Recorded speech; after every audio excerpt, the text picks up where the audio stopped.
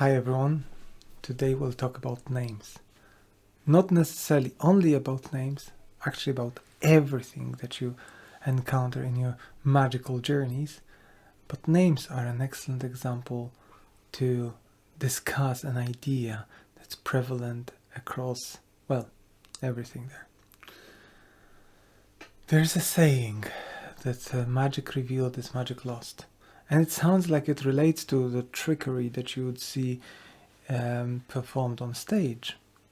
But it also very much relates to whatever witchcrafty stuff you do. The reason for that is not that you disclose some secret and it's no longer fun. But exactly. I'll go to it in a moment. So, spirit names. During your journeys, you may meet an entity, and first way we relate to stuff as humans is to identify it.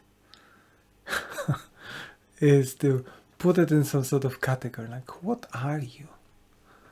And, you may meet something angelic and awesome, and it'll just say, I am you.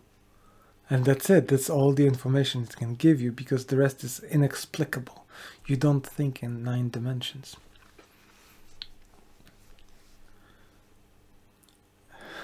And that's where fractals of the source. It is true. And okay, not going there. Not today. So you meet something, you ask it its name, and you get something in exchange. Now, what you're really getting is something that's filtered through many layers. In order to perceive something on the layer of language that can be encapsulated in sounds, perhaps letters, it has to be filtered through few layers of our perception. So, first, the entity is non-corporeal, and it gives you a name that's just an energetic impulse or a vibrational signature, something like that, something super abstract that could be represented with some sort of waveform, probably, if it was multidimensional.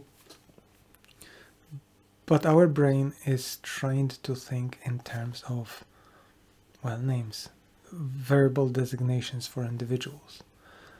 And whereas you're close to the source, it's very difficult to talk identity in these terms. You can probably relate to the frequency, to the flavor of how you represent a specific frequency. But it's becoming a bit less dense. It's more ephemeral, I guess. That's a good word. Okay, so let's say you speak to a spirit that gives you a name Bob. That's an unfortunate name, but let's go with this example, right?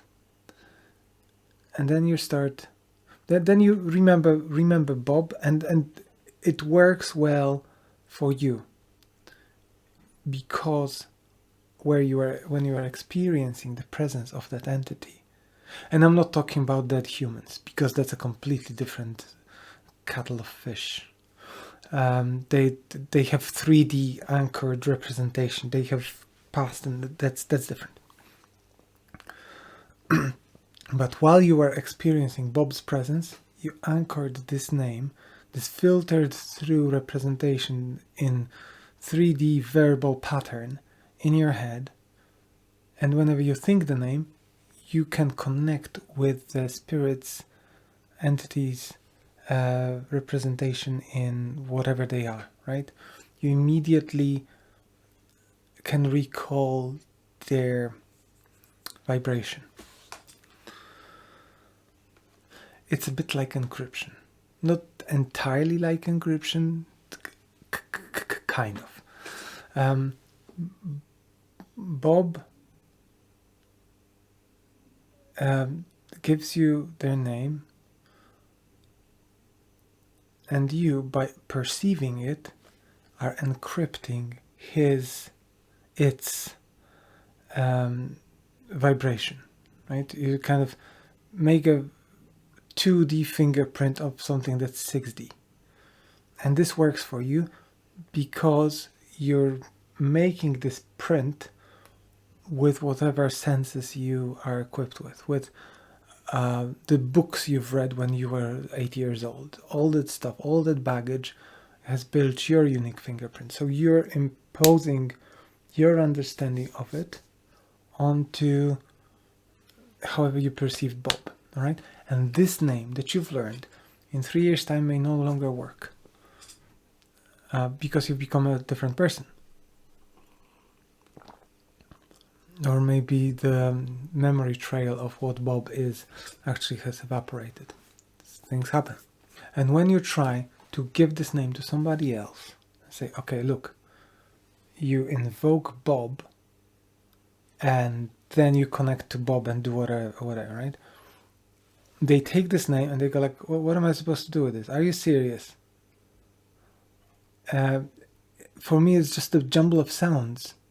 They are not equipped with what your experience, so they cannot decrypt it. They cannot unpack whatever Bob holds for the name Bob holds for you, right? And this is why sharing such stuff doesn't make sense and actually is harmful, because they will misunderstand you and therefore lose faith in you, and maybe you won't be able to help them further. And second is feedback.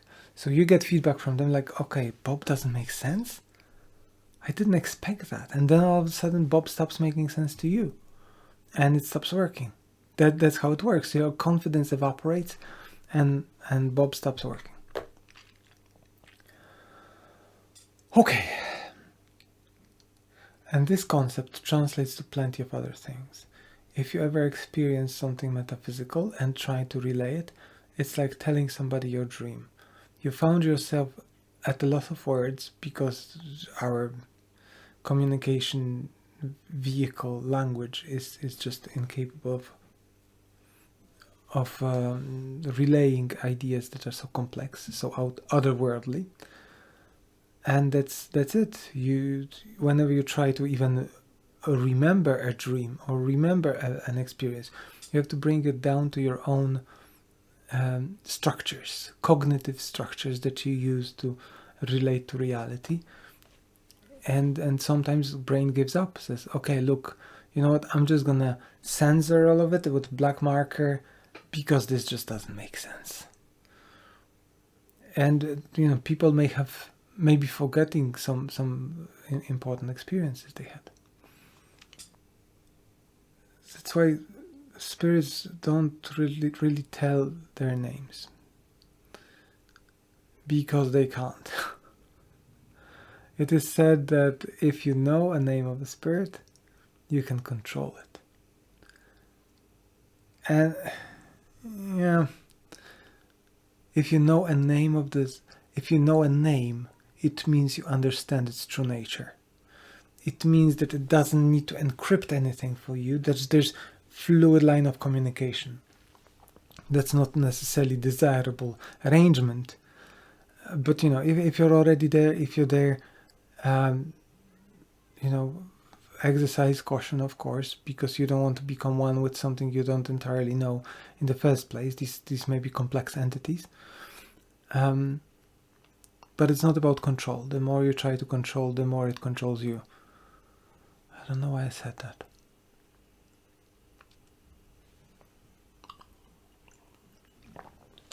There's no point in controlling.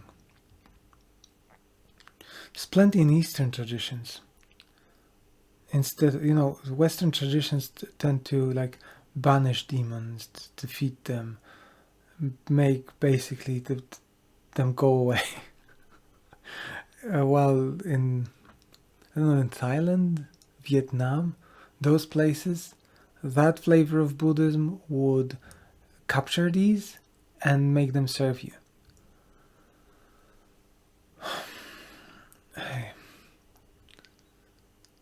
I can't relate to either. My approach is gratitude. And you can't go wrong with this. It's just, I don't need you here, but thank you for teaching me this lesson. First understanding, listening, okay, this is why you're here. Interesting, okay, thank you for telling me. And now you can go in peace. You're no longer needed here. It's not that I'm banishing you, it's just I'm allowing you to progress further. And you can open a portal and say, okay, you can go to the light now. You know, that sort of stuff. Okay, I'm getting ahead of myself. No.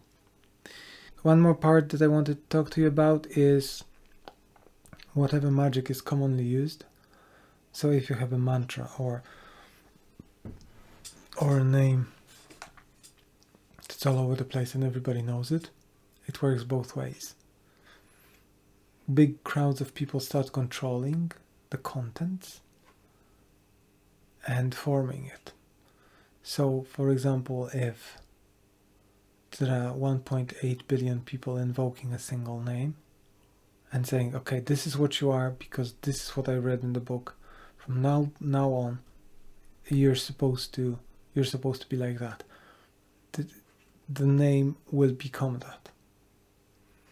Right? So if 5 billion people believe that you're an excellent guitar player, you will be an excellent guitar player. Okay, that's a bit 3D, and it's trickier to achieve, I guess. However, in spirit world, this is pretty much automatic. So will of the masses can bend a meaning of the name, colonize it, so to speak. So if you share, for example, a mantra and the whole religion chants this mantra and believes this is the way, this is what it's supposed to be about, it becomes about it. All right. It's infused with the energy of intention.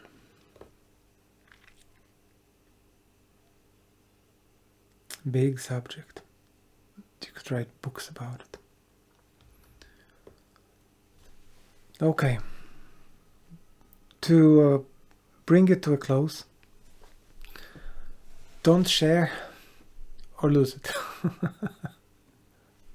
If you give away your secrets, they stop being secrets.